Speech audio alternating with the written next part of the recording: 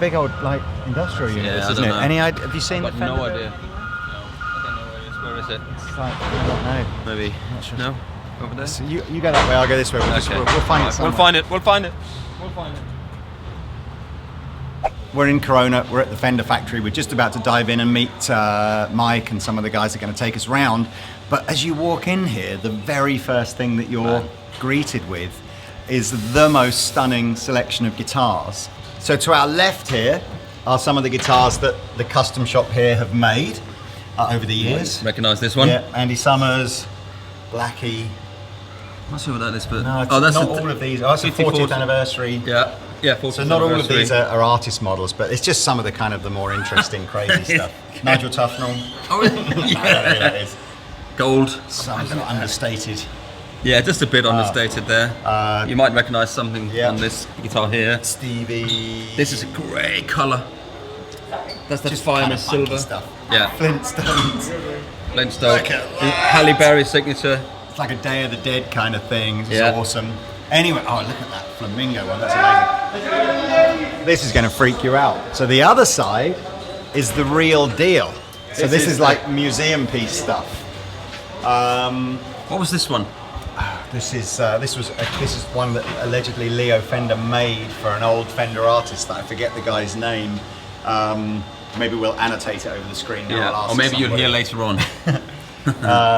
Yeah, bass 6. Missing a string. Look at that. We got Champagne Sparkle. Oh. Jaguar, Jazz Masters. I think there's one down here. You wait This is till definitely recognisable, those pickups. with the Smurf headstock. Yeah. Here's That's 54. gotta be a 54, It's right? it's a 54. This one. So this is a repro. Can you imagine if that wasn't a repro in that condition? So that's the original with like the snake head small headstock. Yeah. Look at that. Did you see the Brad Paisley thing on the Seymour Duncan video he did the other day? Well, he played one of these. So Brad Paisley, he's done this video with Seymour Duncan where he's saying that I basically decided I wanted a Paisley Tele for my thing. Yeah. So he bought, forget where he said he bought it from, Norms or GC or whatever it was. He bought a black 60-something Tele, and he was just going to strip it and get somebody to redo it in pink Paisley. And guess what was underneath the black? They stripped it, Really? and it was pink Paisley underneath the black. is- So it's like, what are the chances? Like, Yeah, what it are the has like? to, that was meant to Yeah, happen. it's like a fate moment. meant to happen. That, This. So that is a Nocaster. If you look at the headstock, you'll see that that's There's an original 51. in between where Broadcaster came off and before Telecaster went on. That's what they look like. That is so rare. 1951, And man. so insanely Insanely valuable. expensive, yeah. And then we got a And jazz it's a bass at jazz the end. bass. And this is the one where Pete and I stole this. This was the original Strat that Leo Fender had ever made. Yeah. I've managed to sneak First it into a guitar. one. Nobody's noticed. Don't say anything. Let's get out Tell of you here. what.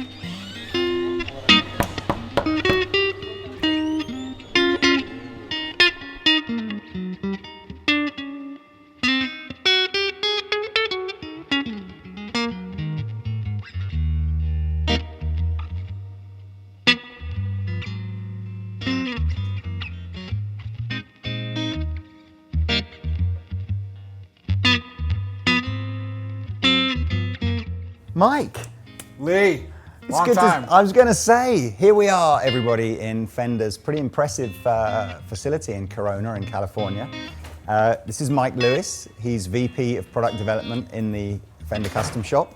And I was just saying, the last time I was at Fender in Corona was, I think I was introduced to you and you just started back in 1991, Yeah. which is crazy. Long time. I even remember, I think you had like a baseball shirt on or something like that. It's mad to, anyway, it's really weird to different place, Yep. much smaller, but here we are again, nearly That's right. 30 years later. Exactly, it's amazing. So tell us what this room is. Well, this is our design lounge, and we've had this room now for almost 2 years. And we use it, we bring in showcase dealers like yourself to design guitars, visit the shop, artists will come in. This is where we had Jimmy Page when he came, or a VIP customer or something like that. Yeah. We also have meetings in here, but it's just a great vibe, a great place to have a showroom, and when you walk in, you certainly feel transported. It's a beautiful thing. Now, is it fair to say that you've headed up almost every division at Fender since you've been here, haven't you? Not every, No? but quite a few different ones. I did amps, and I did the PL10 guitars and the PL14, you know. Did some Gretsch, Yep. some Guild over the years.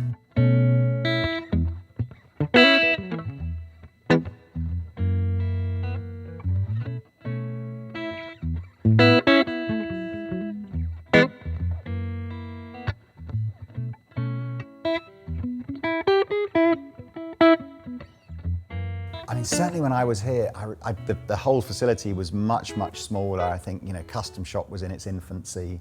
But for you, what's the, you know, what are the biggest changes that you've seen in that sort of 30 years? I think, you know, when Bill Schultz headed up the group to acquire the company from CBS, they literally started over, you know, and what I saw was there was such a gaping hole in the market, you know, for Fender, that the people, the customers and the fans, there was so much hope, you know, for Fender. You know, it's like every time we would come out with something new or we would grow, they would just eat it up, you know, and so ready and so much hope for it to come back, you know. So I think that's the thing that I remember the most, was just the growth over the years. I think there's certainly a very British sentiment, but I think perhaps with guitar players, it's probably a worldwide sentiment of, you know, everybody loves the underdog, don't they? And I think when Fender were coming back then, it was like, there was a huge willingness for you to succeed. Yes. Not dissimilar, I know it's, you know, a different company, but not dissimilar to some of the sentiment when there was a big change of management at Gibson recently. You know, there's a real, you get that, please do well. You know, I guess different when you become number one, and you know, Fender must have been number one by some distance for a long time now. It is a bit more challenging, isn't it? You know, people, the sentiment changes almost. They're looking for you to trip up now. But good for you that you haven't. I mean, so if I was a super famous artist and I was in here talking to you about trying to do something, is it just, you know, you've got like a ton of different neck carves, bodies, colors. You were showing me in the drawers, it's like full of all the different stuff that you've got. What we would do is, you know, you say, what are you looking for? You're looking for a Strat, Tele, P bass, J bass, and if, you know, say he wants a Strat. So, you know, you see a color you'll like. You know, we have, these are our, you know, faded aged colors. Those are the standard colors. So say, you know, say the artist says, I like this color and I want a Strat. Well, let's pick out a pick guard. You know, what do you think looks good? So you might pick one out and go, oh yeah, boy, that looks really good. You know, oh, I like a roasted neck would be nice, a bird's eye maple neck. You can almost like start to design it right there. And all these necks we have, there's only, you know, maybe 10 or 12 necks up here, but they represent almost every option, with the frets and the neck shape and the finish and the number of frets and type of wood that it is. So, you know, we have cheat sheets here where you can say, okay, this is a sharp V, this is a mild V, this is a U shape. You can pick out the neck, you can feel how it feels and so on. What was your, of all the artists that you've met over the years, what was the one that you had to pinch yourself about and just going like, I can't believe I'm in a room, you know, designing something with, was it Jimmy Page or something like that? Well, having Jimmy Page here was quite a treat. Yeah. And he really was such a fine gentleman, and was great to be with, and a lot of fun. And of course, you know, it's Jimmy Page. What can you say? You know, so. What can you say? Cool. Well, look, let's move on. So at the custom shop, we are pretty much self-contained. Okay, we have our own paint, we have our own mill, and we have our own final, of course. Now, the one part of the factory that we share with the regular line is the metal shop. Now, this is a piece of history here. When you walk in, you're going to see a collection of old machines and some newer machines. Right. Now, some of these old machines go back to the earliest days of Leo Fender, and you'll be able to pick them out because they look old. Yeah. Okay. They're going to be like so those olive green. You can kind Exactly. of see, Just like in the old photos of the factory, that big row of punch presses, you're going to see them in there. And some of the tooling that we use to make the metal parts is the original tooling. That's cool. Okay, for example, like the covers on the P bass and the jazz bass and the jack dish for the Strat and the Tele bridge. The tool that made the first one 50, 60, 70 years ago is the one they're using today to make the same part. Well, you got your money's worth out of that machine. That's right, didn't we you? sure Right. did. I don't think Leo had any idea that we were going to be making these bridges 70 years later. Let's have a look. So this is obviously a newer machine where we make pick guards for some of the newer models. We make amp chassis. Amazing. There we go. Here's the trim blocks. Trim blocks to make those here. Wow. Actually, I don't think you realise how heavy these are. I know. This must be about 10% of the weight of the whole guitar, isn't It's it? a great relicking tool also. You just throw it on the guitar. You're giving away all the secrets now of relicking. There's the American Standard block. Right. Wow. There's a nice old drill Look at press. this. So this is one of the ones that, as you were saying, probably was from the 50s. It's pretty old. 50s or the 60s. Oh man, you can feel the oil over that. That's right. Like even the grease is old. Yeah, even the grease. Milling out all of the trim right. blocks and everything. That's right. A lot of it's done by hand. Yeah. These are original. No way. Yeah, these are the ones that Leo bought. No way. And they're still in service. And how much of this tooling would have even been custom made for Fender back then? You know, some of it was, but a lot of this stuff was stock. Right. And then they would modify it and build these tables and stuff. Yeah. Look at them. Look, an old sewing machine or something, doesn't it? Or Alien. Yeah, oh, it does. Alien's head. So you're talking about some of the guitars that are probably, you know, go to auction and sell for $200,000 or $300,000 or whatever. Sure. Would have been made. Yes. You On think about these. all the guitars that were made on these equipment and all the music that was written on those guitars. I mean, there were guitars that ended up in the hands of Jimi Hendrix, Jimmy Page, who were made using this machinery. Amazing. So cool. This one always blows my mind. The saddles for the deluxe tremolo, He's polishing them all by hand. each one. Oh my word. That is crazy. Because I sometimes think to myself, there are other brands, I'm thinking like brands like PRS or whatever, will often make a big deal about the fact that all the hardware's kind of hand done, and you sort of think, and now you're just saying Fender, well yeah, you do it too, you just don't really shout about it. And you here know? it is. Yeah. Wow. Yeah, here's the. Oh, so they start off looking like this, and then look at all the edges. My word. Every single one. I wonder if this guy's kept count of how many he's done. Like millions of them. This is an original shoe. For which part? So this goes back to the original days. But so these are I forget, these are like the templates, are they? For that you put on the drills, and that's how you would make the various metal parts. On a punch press. Wow. Some of them have dates on them. Oh yeah. Spring plate. That is so amazing. Pro Junior rear panel. There's some older ones over here too. Look at these. You see the tool that punches this? Are these the feet on an amp or something? No, this is the jack dish for a jack Tele. socket, of course it is. But the tool that makes this, the punch, is the same one that made the first one. And so these are all in, this is copper or something, isn't Brass. it? What is it? Brass, right? Brass. Yeah, What, and then you just plate them in, they're chrome plated but in brass, are they? Didn't know that. Wow. That's amazing. Oh, little Telecaster pickup plates. Made from the original tool. Really? Yeah. The original. And that would just go into like a standard Strat or a professional Strat or something. So the Tele, sorry. The thing about using the original tooling is that when another company makes copies of our stuff, it's a copy. When we make it, it's the real thing. Look at these things. So these are the original machines. Wow. Look at the crack in there.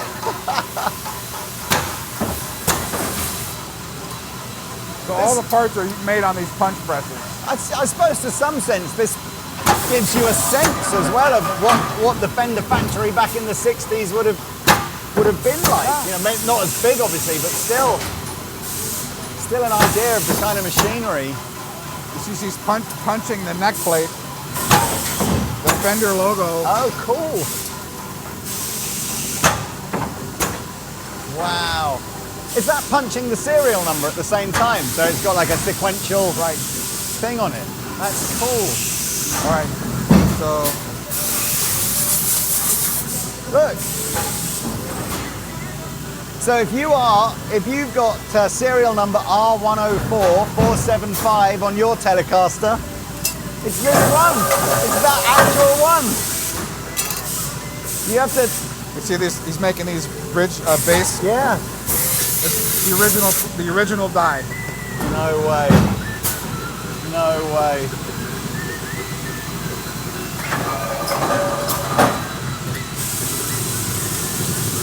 How do they then cut that out? Because it's not.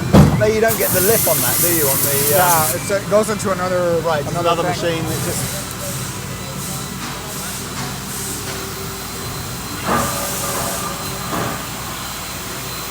Pick guards. This is where we make the pick guards.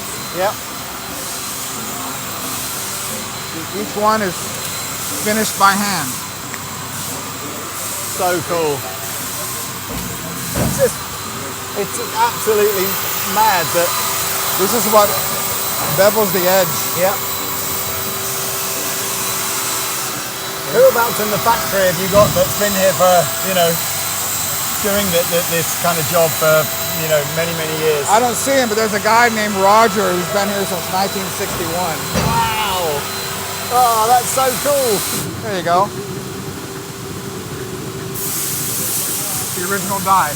That's amazing.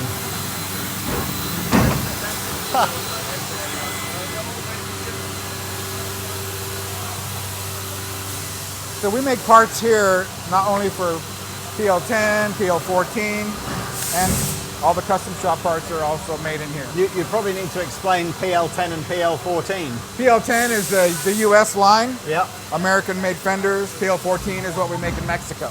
Oh wow! So all the hardware, not all of it, but a lot of it. Some of it is made here for Mexico too. I didn't know. A little bit. That's cool. Selected things. All right, let's go down here to the mill. There's a lot of tenure here. People work in the mill 15, 17, 20, 25 years. People doing the same jobs. And all the neck shapes are all shaped by hand. Okay, and the body radiuses and contours are all done by hand in the custom shop mill. Come through. Now we do use some CNC, right, to get things started, but everything's finished off by hand. And you'll see the templates for the neck shapes and stuff. Come on in. Let's do it. So here we got some of our sample necks, a lot of the bass necks right here. The Steen Hurley, Richie Blackmore, Robin Trower, Pino, the Hendrix Isabella, right? A lot of all old those down stuff. here as well. Buddy Holly. I think the last time I was here, Fender had just bought some sort of machine that you could put an existing neck in and it would profile. Right. That's over in You the still regular have line. that? That's over in the regular line. We don't do that here, but Right. we have that over there. So look at these neck flanks. You see this piece of paper? Yep. It's called the Floor Traveler. Yeah. Oh, Right. wow. So every order, Yep. we print 3 copies of the same thing. There's a body section, a neck section, and a hardware section. And everyone's different. So if you, in the next few months, buy a 59p bass relic from Sweetwater, this could well have been the piece of wood that they made the neck from. Could very well have How been. cool is that? So this is the... Is there any Andertons ones here? I'll just quickly check. Hang on. It's going to say EDC there's no on it. Andertons It's going to ones say here. EDC. So here he is, right, shaping the back, doing the back shape. All by hand. Yeah. Look at that. And is that, to a certain extent, why, you're not the, I mean, by the looks of things, you're going to get like, 99.9% tolerances here, but I guess that's why there'll always be just that tiny difference. Yeah. That's the beauty of it. Yeah. So when you get, when you pick one up and you're going, yeah, this is the one. Exactly. This is why, I guess, See, isn't it? He's looking at the Traveler, Yeah. getting those measurements, and he's checking each one. See, this is the template. Oh, I see. The 12th fret. Yeah, yeah, yeah. First fret. That's amazing. Medium C shape. Tele C shape. Amazing. How similar is the way this is done to how it would have been done in the old days? The way it was done. They'd have just had the same kind of templates as Yeah. these, would they? See, That's he's looking cool. here. He's looking at these dimensions. And that's what he's measuring with his And calipers. Yeah, I see. And everyone could be different. Yeah. See, look. Gilmore. Ah, there we are, look. There's a U shape. 1950 Blackguard or It's amazing. Broadcaster. Oh, so this is one of the ones for 2020, isn't Right. it? 62 Strat, 62 Tele Custom, Jimi Hendrix Jaguar. That's great. There's quite a big difference, isn't there, when you go to like... We have over 60 different profiles. 60. Yeah. 60 and different then you neck could profiles. change them Yeah. based on the thickness. That's great. That's amazing.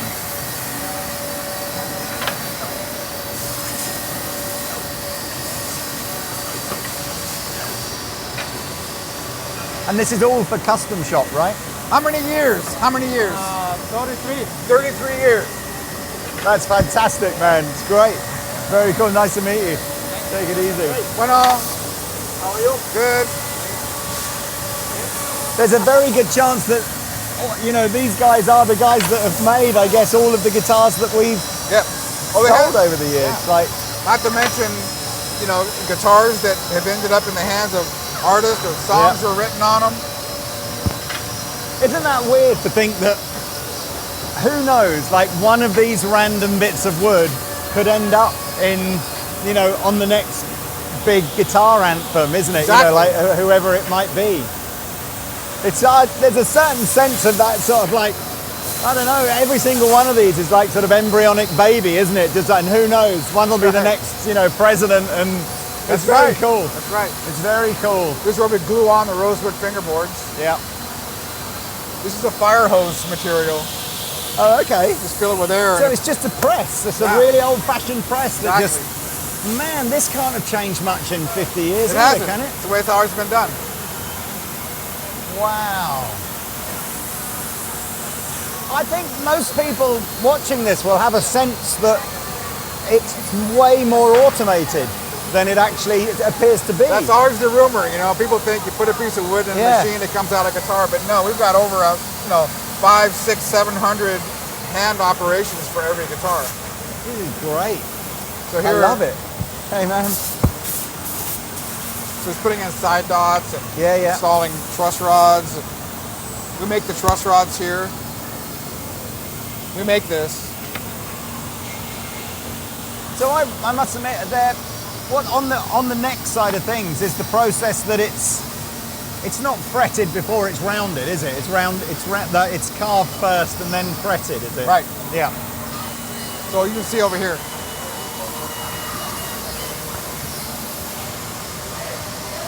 So we did a rough cut here. Right. So this is the CNC machine Yeah. doing the rough cut. Goes in Okay. like this. So we've kind of gone a bit back to front here. We've Yeah. seen the okay. It starts off like this. Yeah. And then it goes in here and they cut the perimeter. And this is CNC and it's a macro program. Yeah. So you can program multiple different things as opposed to programming the whole neck. Yeah. So, Oh, I see. You know what I mean? Like, hey, I want this kind of, it needs to be a 56 Strat, 56 Strat. Oh, I want a, C-shaped neck, boom. You know, so it gets it ready for these guys over here to do it by hand. And there's two of these machines, is there, that are just presumably going 24 hours a day or something. So what we've done is, Look at the tooling. I mean, it's just mind-blowing that all this has to be, you know, custom made, doesn't it, for this so process? we've tooled the headstock perimeter and where the machine heads go because we want that to be really, really consistent. Yep. So what we do is you look at old guitars and figure out, because they're all different, you know, which one we want, this one, that one. So we take that and copy it and program it. Wow. This has seen some action. Same thing with bodies. It's all done on a macro level. Yeah. So it's a 56 Strat. 56 Strat. Oh, Floyd Rose tremolo. Floyd Rose tremolo. Oh, one humbucker. One humbucker. You know what I mean? As opposed to programming the whole thing. This looks like one of the newer machines. It is. Yeah. It's running some pretty advanced tech. Oh.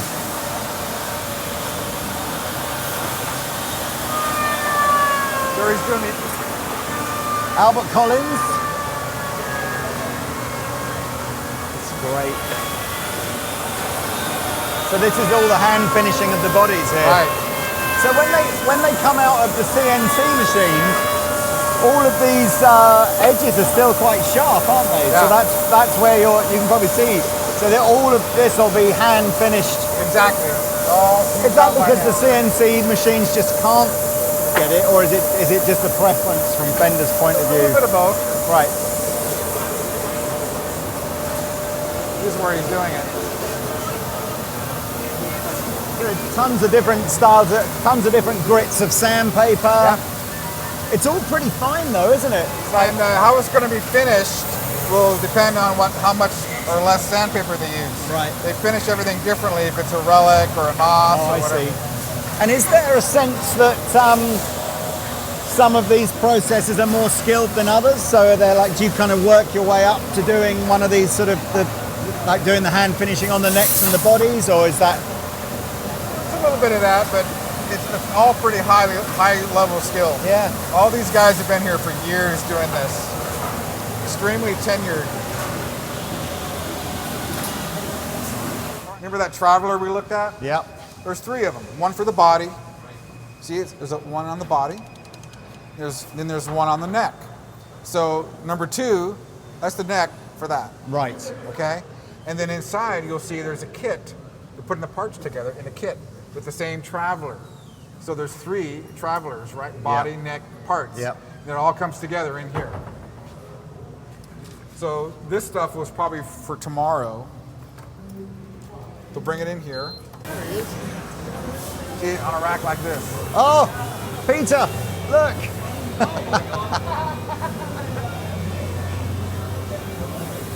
So this is buff and polish. Yeah. Okay, you see all the buffers and the guys are working on the necks. They'll look at the Traveler and go, what have I got to do with this? Is this a NOS? Is it a relic? Is it what? You know? So this is absolutely where it's all coming together now, right? Right. Yeah. So I think everybody's going to want to know. Everybody's going to want to know which lucky guy gets to do all the relicking. those guys. These are the relicking guys, are they? Yeah, but we can't look at that. Ah. But here's what it's too secret. It's like top secret how it all gets done. The relicking parts, relicking pick cards. I'm going to go and look anyway. I just can't. We can't take the camera. Oh man. Okay, so upstairs, I'm going to show you upstairs. Okay. The sub-assembly area where they wind pickups and stuff. But it comes down here, and these fine people are they're called builders. Yeah. And they're putting it together sort of in a rough form. So here's the parts kit. Oh, I see. Here's your traveler kit with all the parts in. So they're just matching neck, body, and one of these there's a together. neck and a body with that same number on it. So Laura's been here over 30 years doing this. Amazing. Well, it's nice to meet you. I'm sure I've played many guitars that you've made. I'm sure you have. It's great. So you can see what she's doing. She's soldering the jack plate for a Strat.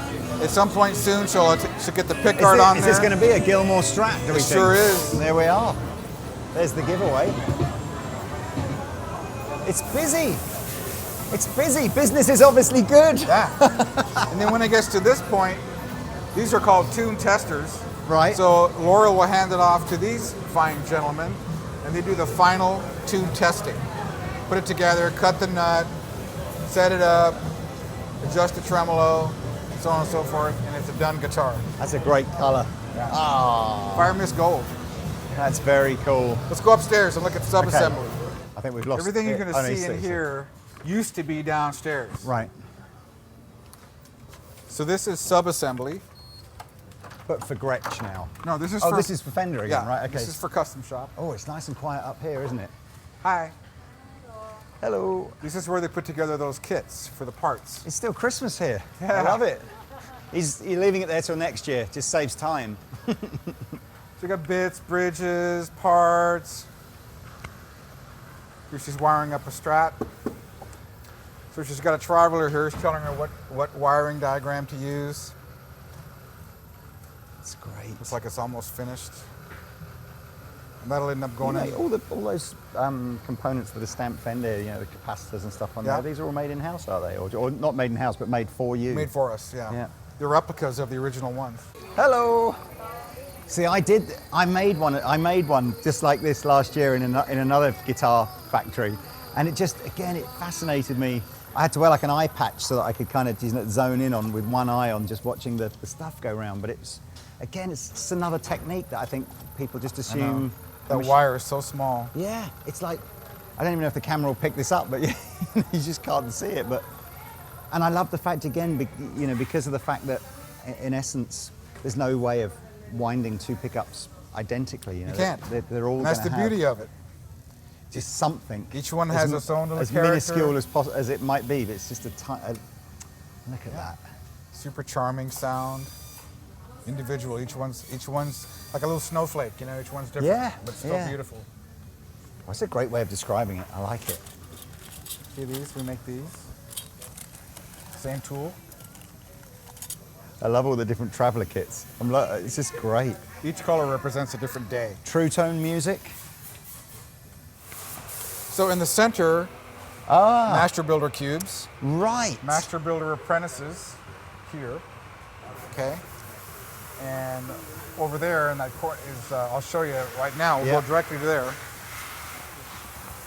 Oh, well, the master builders, they get a bit of an upgrade, don't they? It's like flying first class. They get their own little cabins and everything. Well, when we did the design lounge, we also upgraded this area. Nice. And let each guy design his own room, decorate it the way he wants it. So this part, this little wing right here is really only a couple of months old. Right. Look, is that a Game of Thrones one? No. This is John Cruise for NAMM. Wow. Last minute, Yeah, I was beautiful going to say entry. last minute. You got about 5 minutes to get that finished. Got to get it down the show.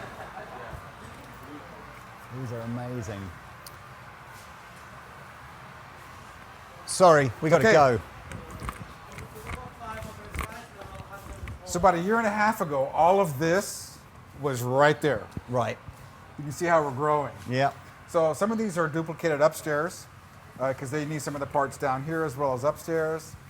And we have 3 versions of everything. You know, NOS, Relic, Oh, of course. Journeyman, right?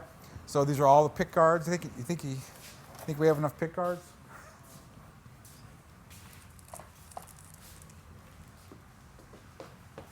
Wow. What does that say? John Cruise. Oh, it is. It's John Cruise. So he gets it. That's for when he does Masterbuilt stuff. He has his own little signature on the back, on the neck plate. Does he? If the customer wants it. If they want it, because you can have anything you want. That's the point. This is Susie. She keeps track of all Hey, the parts. Susie. Don't know what we would do without her. This is Jason Smith. Excellent.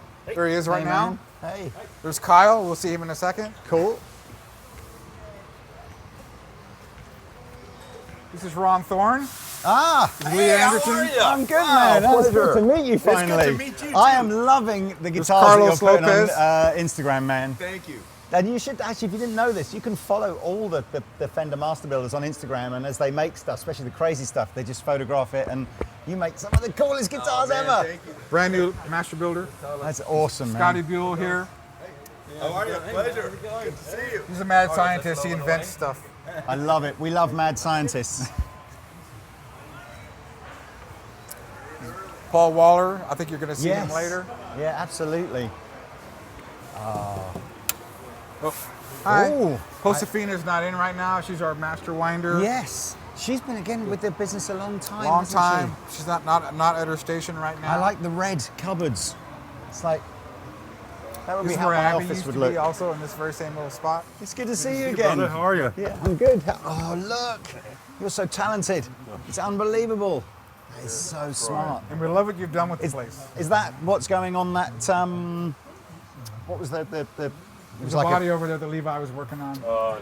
No, it's Something different. something different. Surprise. So cool. Surprise, you'll see. Oh, so cool. Don't show Pete that guitar. Where's Pete? Check out the yellow one inside here. You're going to love it. It's Kyle McMillan. Hey, Kyle. Kyle Good to meet you. apprenticed with Yuri for 7 years Oh, or so. wow. Fantastic. He's been a master builder now for about a year and a half. Yeah.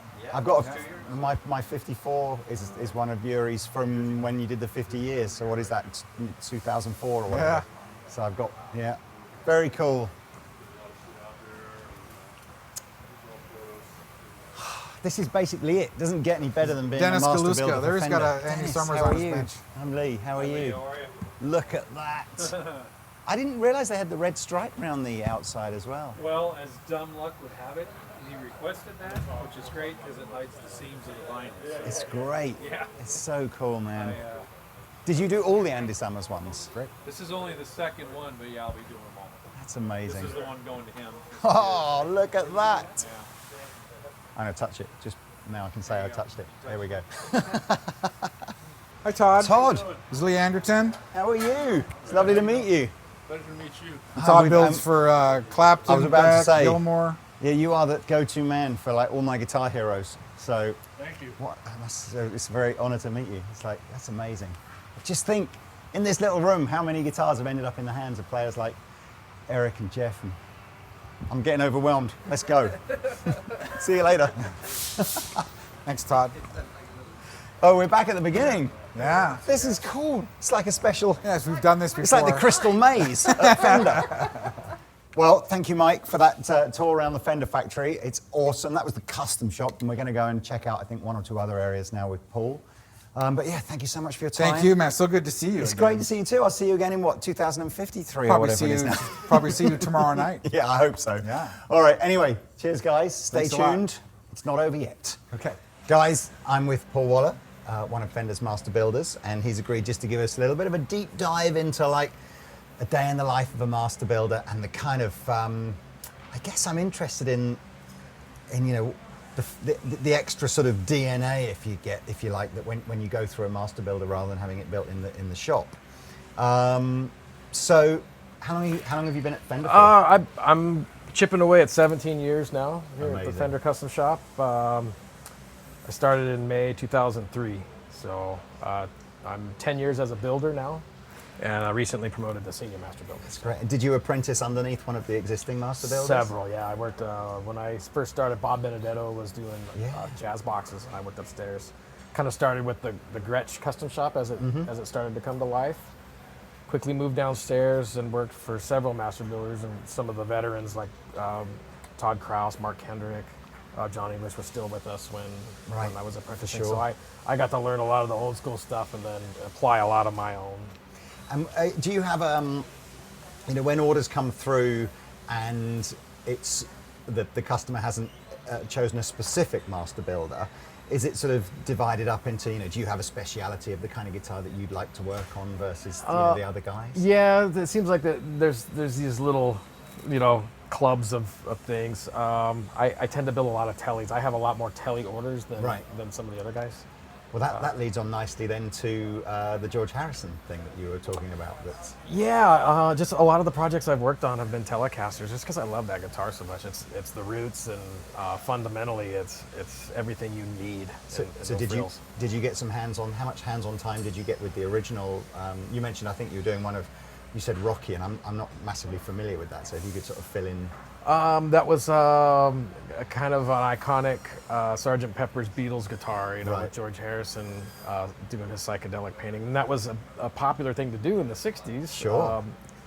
That you would do some wild paints on it and just capture the eye very quickly. That's the most famous album cover of probably all albums ever, isn't it? Sgt. Pepper. Yeah. So, and when you're building, then will you go through everything? You'll do the actual the woodwork right through to the final paint as well. On it? Yeah, on a guitar like that, the details are all at the end. So Yeah. it's putting paint on and then taking it off very carefully. And it's something that we excel out here in the custom shop, and something that we pride ourselves in doing the best. In the Well, industry. we'll see that because we were just saying at the Fender shop literally the day before NAMM kind of kicks off. So that guitar, along with hundreds of other guitars that will be released at the show, we'll get to see tomorrow, which is exciting. But what is still here, which is probably the craziest thing that you're going to see and the coolest request ever, as you were saying, George's son said, would you mind, Yeah, whilst you're doing my dad's telly, would you mind making me? So when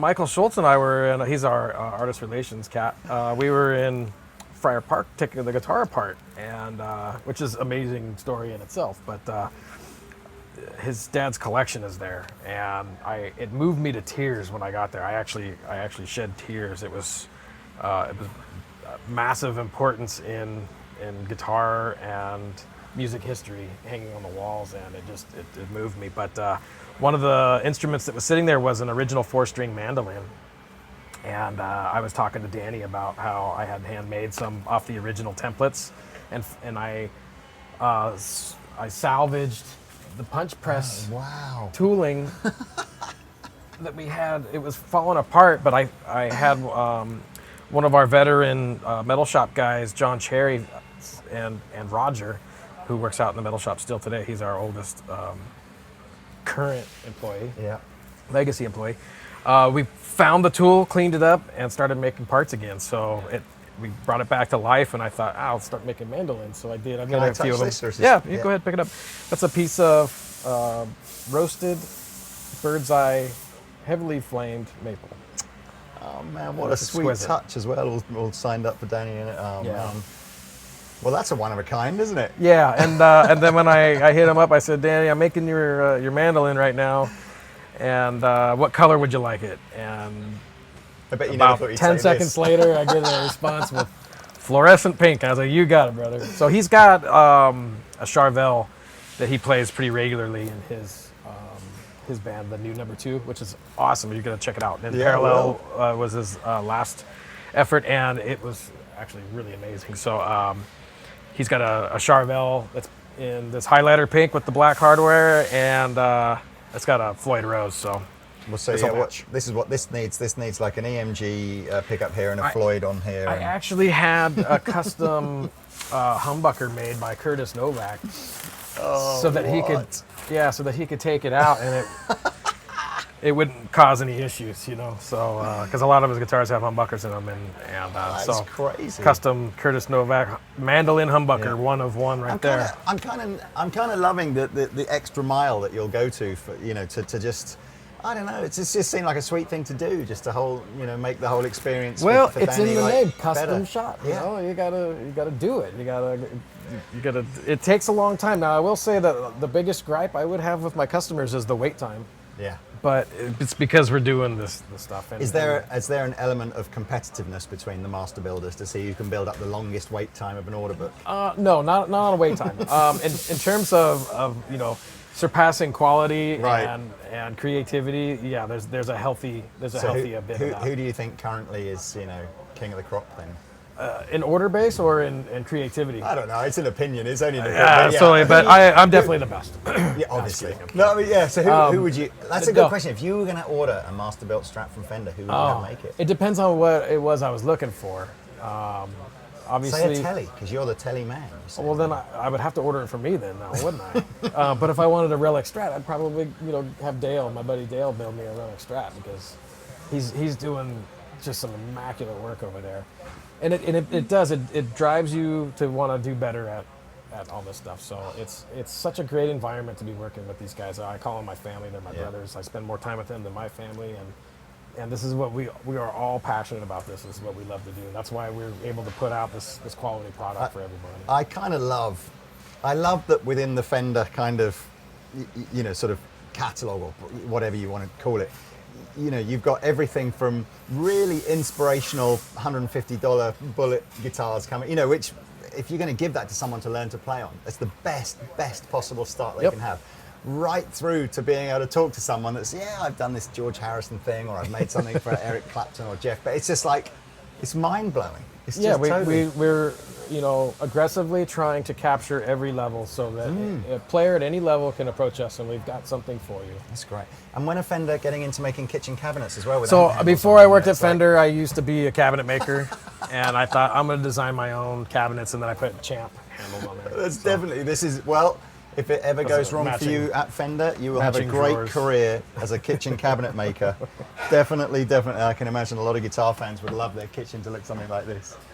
This is amazing. It's dirty and dusty, but It's proper guitar workshop. Look, man, thank you so much. Thank you. I Thanks look for forward the to time. seeing you at the show, I expect, or seeing you some other time. But it's great job. it's man. always a pleasure to have visitors. Oh, thanks a lot. Thanks for letting us see what you do. See you later, man. Cheers. Right.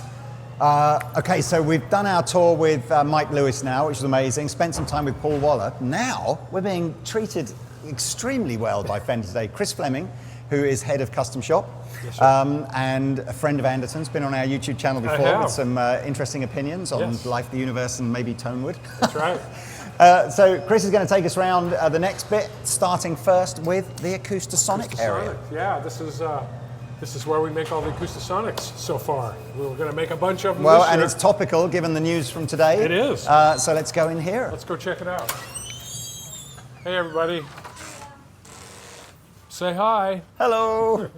We're going to do a little tour, so yeah, this is our final area where we actually put all the instruments together. So we've come in at the end, if you We like, have, of the Acoustasonic yes. area. Now, one of the things I remember being told last year when Acoustasonic Tele came out was you had to build a completely separate production area for Acoustasonic because there was no real overlap in the processes. So this area started out in, it was here, the wall was here. So this little area was the first Acoustasonic. And Amazing. Then we showed it at NAMM, and the next thing you know, we had to build a whole much bigger area. So Wow. Yeah. That's great. this area is set up though where we can double production in here by moving things around. So, but yeah, it's been very successful. These guys get all the good background music speakers. They do. They're like luxury. It's also humidity controlled and temperature controlled. in Hey here. man, how are you? Yeah, I'm good. So we're starting to see the Strats come through. They got revealed today on social media and so on. So we're making a lot of Strats right now to send out to folks. This is great. So even the woodworking for Acoustasonic isn't done in the mill shop with No, the it's other not stuff? done over there. It is right now. It's part of the custom shop mill. Oh, okay. So there's cells inside of there that are also do Acoustasonic stuff. Wow. Mike probably didn't point those out because he was talking about custom shop. Yeah, so that's cool. So actually, anybody that has an Acoustasonic built to date or Came from built there. in the near future, the woodwork will be done in the custom shop. That's correct. There you go. Well, Acoustasonic is part of what we call custom operations, which includes Fender Custom Shop, Jackson, Charvel, EVH, Gretsch, and Acoustasonic. I'm always kind of like, I always think it's like super cool to go. Is there a serial number on this one? Yeah, see, if you get US 198989, you got this one. Yeah. How cool is that? That's probably just added more, $50 to its eBay price. Here's hoping. Yeah, or taking it away, maybe. Hey man, hey, good to meet you. YouTube all the time. Oh, that's cool. Well, I play your guitars all the time, so there you go, we're equal. That's great. You enjoy making these? Yes. Did you work in a different area of Fender before they started doing the Acoustasonic stuff? No, I started here. So you started Yeah. in here. Yeah, That's the cool. first, I'd say about 7 or 8 people in the department were all brand new. That's great. That's very cool. That's very cool. Well, I think that's a great guitar. We could take a quick look in Jackson if you want. They would love that. Wouldn't you like that? Let's go and see Jackson. Yeah, let's go see Jackson. So the guitars in this area are more complicated than Fender guitars, Yeah. obviously. Most of them are neck throughs. We have a lot of that, a lot of custom things, and they're largely made by hand, you can see here. Oh yeah, look, in fact, that's interesting. You see you can see that this is a neck through guitar, so you can see it adds an Correct. extra layer of complexity It just does. about the machines have got to be able to cut the Yep. CNC blocks from a bigger piece of wood. The geometry is dependent on the type of bridge, Yeah. whether it's a recessed Floyd, a Floyd on top, or a hardtail. Can I touch one of these? Sure. Look at that. So I wonder what that's going to be in then. A five-string bass. Yeah, there's the giveaway. I'm just going, someone's messed this up. There's a hole missing. But no, it's a And five-string you can bass. see in the interior we put graphite rods. Yeah. Well, they're actually like little, like a popsicle stick almost in Yeah. there that creates a real strong, Look at that. keeps it from back. We can play going some or cricket undergoing. in here if anybody's got a ball. Hey guys, got a tour. Come and say hi to the Hey man, I'm Andertons Lee. crowd. How you doing? Mike Shannon. Hey Mike. Yeah, you've been here for a while, haven't you? You're doing the whole Jackson thing for some time. Practically 40 years this year. Good for you, man. Good for you. I'm only 41, so. Yeah, that's true. You started when you were only one. Figure Straight that from the out. cradle Yeah. into the custom shop. Yeah. That's awesome. What do you have here? Yeah, What what- is this? What this is a reproduction of the first serialized Jackson guitar. Right. The actual guitar was made in '82, but this is still Jackson's 40th anniversary.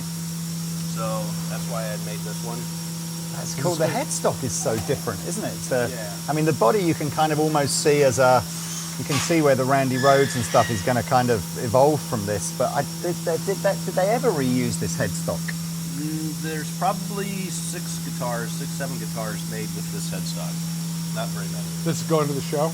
Yep. That's Last very minute. cool. If I don't goof it up, yeah. Oh, and you use it Even again. if I goof it up, it's gonna go. That's the old school. Is that the trem system that, because Guthrie started using this on the Charvel, didn't he? Wasn't that No, the... this one's a little bit different. This Right. is a copy of like the earliest non-fine tuner Floyd. Right. Although the other one is. Your involvement at Jackson, it didn't go back, so when this was what, a late 70s kind of thing? This would have been around 82. 81. Right. There were some made before this one, but they didn't get serialized. And Right. They were called just neck through Charvels. And then. So you were there at the time then when this was I all... was indeed. I was there before we made neck through the bodies. Great, which, man. Which neck through the bodies is Yeah. like that. Look at that. Even the strap pins look like they've been custom made for these as opposed to just using a... Because that's not just like one that would go on a Strat or something, is it? I've done most of my research on the internet to do this.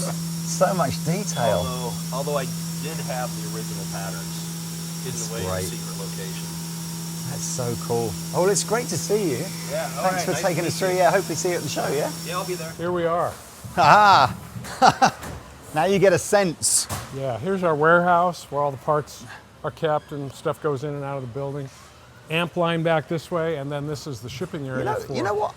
I actually thought there'd be more stuff. I think, is it just that as fast as you can make it, it's going out? Yeah, it goes out as we make it. Yeah. Here's I mean, a- I think the Fender area of our warehouse has more Fender stuff in it than the Fender It area of your probably warehouse. does. Yeah, it goes out. It goes out. Here's a bunch of stuff though. Oh, wow! So Look! It's like magic guitar rain. that's our dry cycle up there. So when a guitar gets painted and it's ready to dry, we put it up on this conveyor belt and it goes through its dry cycle and it's off the floor and safe until we pull it out for production. Oh, that's cool. And this is American stuff. Yep. Which I'm not US. sure, guys, if you've heard anybody in this video referring to PL10 or PL14. Yeah. PL10 is what's made in America in its sort of non-custom shop range, and PL14 is what comes out of Ensenada Correct. in beautiful Mexico. Correct. Obviously shipping here, here's a bunch of guitars that are ready to go out. These are all in various stages of going through production. So It's just a life advice there. Stop and seek help. and then here's where the guitars are put together. Tune tested. Wow. A lot of activity. Absolutely. That's awesome. I still get weird goosebumps every time I see like a brand new shiny electric guitar. Me Just too. the idea that it's going to go off on some journey, and you never Yeah. know. It might be in the hands of the next kid that's going to be the next guitar hero. It's exciting. It's very cool. Very, very cool. Wow. So I'm sure the rest of the tour you saw with the custom shop, all of this stuff is really hands-on. Yeah. You know, it starts on a machine, a lot of it, but very quickly it goes into all being hand-built. There's not as much machinery, particularly No. not in final assembly and final finishing, that you would think that there would be. So a lot of guitars. We make a lot of guitars. I quite like the sort of, there's quite a few constant reminders for like the staff here. Yes. As to, you know, actually what happens to the products that they're making, like that constant reminder that, you know, these are going into the hands of some of the best musicians in the world. It's important to do because you're doing your job and it's easy to forget. Yeah, but it's for really sure. a big deal. I can imagine, you know, you making 50 guitars a week or 100 guitars a week, whatever goes through the hands of these people. You could sometimes forget that, you know, you're making magic really, aren't you? That's correct, yeah. Is that the Cabronita? Oh, yeah. Go ahead. Can I touch one? Yeah, just don't drop it. This is probably one of my favorite guitars of the recent last few months releases. Those are great sounding guitars. That's so cool. So cool. So here we have the hand-wired side of the amp department. So which is because you've got the new hand-wired Yep. Deluxe, or is it Princeton? I forget. That's the hand-wired Princeton. Deluxe. The Hand-wired Princeton's Princeton's the coming new in. one, Yeah. isn't it? And so they're all working on this now. This is a regular deluxe reverb. Right. And these are you guys working on Princeton's or deluxe? 57. 57. Right. Yeah. There's a Princeton. Is that one of the hand-wireds? Yeah. This is the 64. Oh, the 64. Yeah, this is the new one. Yeah. And this, yeah, there you go. So there's no sense of any kind of tracking on a board here at all. This is every single component is wired to the next one. That's right. So is this what you'd actually refer to this as a point-to-point wiring, would you, rather than any kind of turret? Yeah, so every single component is soldered to the next one. Yep. No traces. Yeah. Anything. It's right. Wires go directly to the pots or controls. Yep. Go right to the fuses or the tubes and stuff. Yeah. It's yeah. It's cool. So this is about as boutique and labor-intensive as you can possibly make an amplifier, isn't it, really? correct. It's very cool. Correct. Very, very cool. Isn't it amazing how just all the noise, like the magic noise that we all think of that comes out of a guitar, It's all this just stuff. starts with that and some valves and a big transformer. There's one that's It's very cool. it's Thanks, been man. loaded That's in. very Thank cool. you. Oh, yeah. And so one of the folks on this line will be attaching all these controls, getting them all set up. I think, again, it's when you're into the hand-wired stuff, it's as labor-intensive as making a guitar, isn't it? Yeah, very much so. And actually, I know from other amp brands that I've worked with, the people who do the vinyl covering, that's like one of the most skilled jobs that you can have in the whole of making instruments. True, it's difficult to do Yeah. properly. Yeah. Cool Great. stuff, huh? It's very cool. Yeah, I can't wait to try one of these. me too. I haven't played one yet. Oh, look at this. What is it? This looks is like for- a blast from the past. It inserts the eyelets. Into That's the all it boards. does. Just Yeah. inserts the eyelets in the Yep, board. that's all it Massive does. big You machine can like see this. 'em in here. Oh yeah. Yep. That's great, man. Very, very cool. So this is the area when paint is done, Yeah. the bodies come over to this side and get buffed up, and the necks come over to this side and they get processed. So we call this B&P, buff and polish. Buff and polish. Head of buff and polish. What a great job. Yeah. I always think to myself, when I think of my earliest memories of a Fender Strat, and I kind of think of the Fiesta Red Strat that Hank Marvin Right. played, it's that sense of the pop, of the color, of the shininess, and I think maybe even more so with a Strat and than a Tele because of the curved sides. Yeah. It is that pop, isn't it, that comes from the color. That's a real iconic part of what made the Strat such a beautiful object of art, isn't it? Yes. But so this is where it all happens. Yeah, let's Very come down cool. this way. You can kind of get a shot. Again, it's very hand done. Yep. All hand sanded, buffed. This is a throwback from the old days. Fenders always used these automotive type of buffing Yep. wheels Yep. for the final buff out. So I was going to say, how much has this changed from the 50s in this final element of the buffing? Is Not it much. Not much. No, actually not much at all. Oh, here's some of the Texas tea. I know this is the most popular. It's a great color. I haven't met a guitar player yet that doesn't think that Ultra Series is the biggest kind of step up from Fender in their sort of regular American stuff Yeah. ever.